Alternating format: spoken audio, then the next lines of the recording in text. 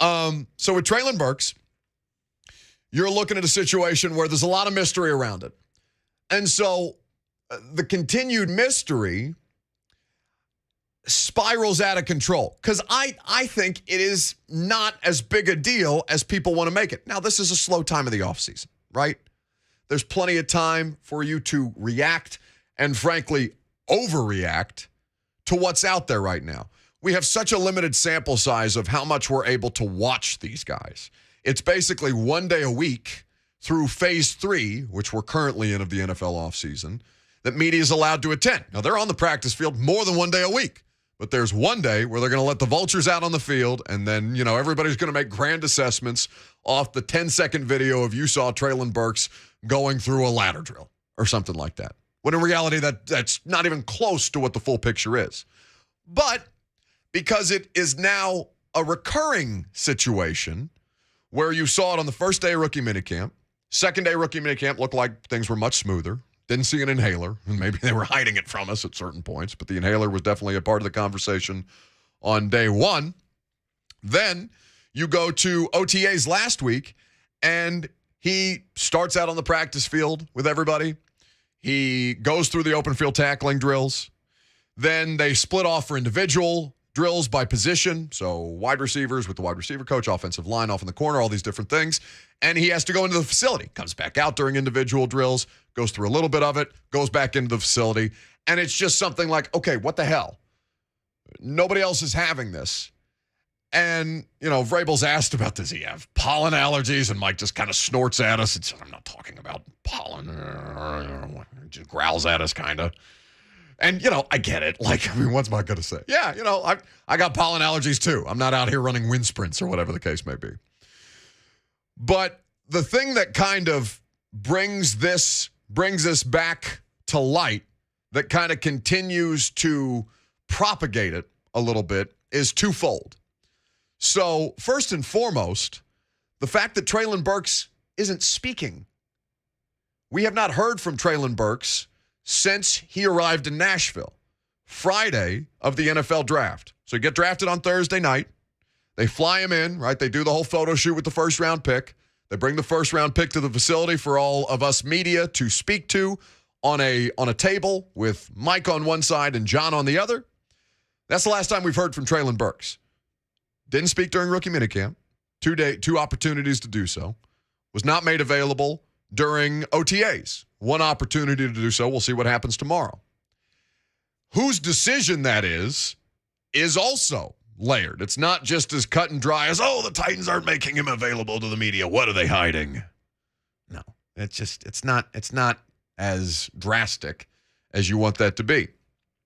So ultimately, the way that our availabilities work, so let's just take the radio show, for example. If I want Treylon Burks on the radio show, I'm going to send a text to Titans PR. Say, hey, we'd love to have Treylon on at some point this week. Whether we need to do it live, whether we need to do it recorded, let me know what his schedule looks like. We'll find out a day to make it work. That has to then go through football. So Mike and John are going to be brought this and say, hey, Buck wants Treylon on the radio. Are we good with that? That either gets the green light or the red light. So there's one hurdle. Then there's the idea of, does Treylon have interest in speaking to the media while he's in the middle of all this? He could very well say, I'm not ready to do it yet.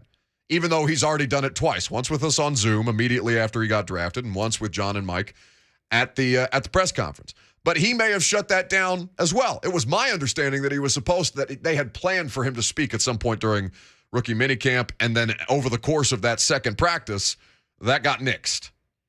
And so all of this continues to spiral, continues to swirl, because there's just no voice to it.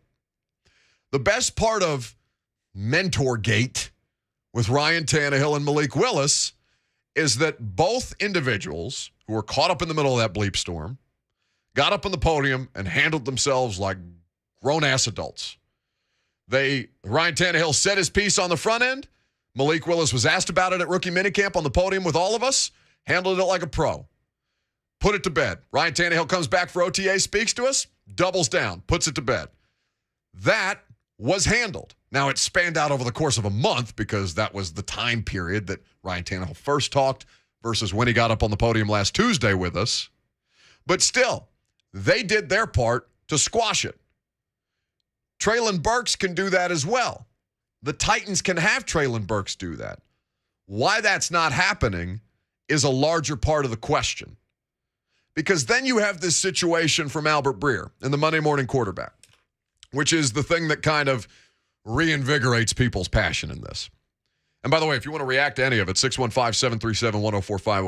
We'll get to your phone calls here shortly. So Albert Breer writes in his quick hits section, there's like 10 bullet points at the end of the column. One name to watch as minicamps approach. Titans rookie Treylon Burks. A couple of weeks ago, he went over his weight issue in it's MAQB. I'm not sure what MAQB is. I don't know if that's a morning after quarterback or Monday morning. I don't know what that is. Anyway, MAQB. And how it was there for some pre-draft private workouts. And he's a large man. He's a big dude, okay? I've also heard, Breer writes, he labored to get through some of those private workouts, which was a red flag for certain teams. We'll see what sort of shape he's gotten himself into. So it's just a general observation. Hey, keep an eye on this. It's a thing. It's a thing maybe more than people would want to downplay it to be. Now, the inhaler thing is kind of the wrench thrown into the middle of this because I don't know. Like if you're just out of shape, speaking as somebody who was probably incredibly out of shape at this point in my life, I haven't needed an inhaler if I run out of gas on the Stairmaster or something like that. Like maybe I'm huffing and puffing a little bit, and I'm not doing NFL conditioning drills, but you get my point. Like the inhaler is the thing that kind of throws the wrench into this. It's like, okay, what is this weird? What is this thing?